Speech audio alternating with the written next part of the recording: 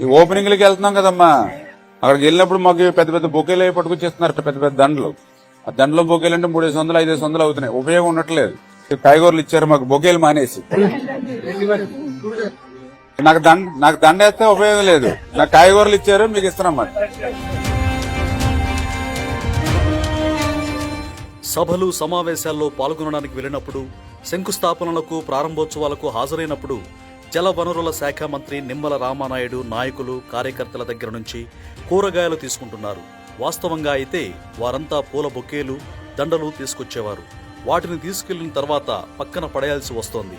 ఇలా చేయడం వల్ల ఎటువంటి ఉపయోగం లేదని, దండలు బొకేలకు బదులుగా కూరగాయలు ఇవ్వమని మంత్రి అందరికీ చెప్పారు.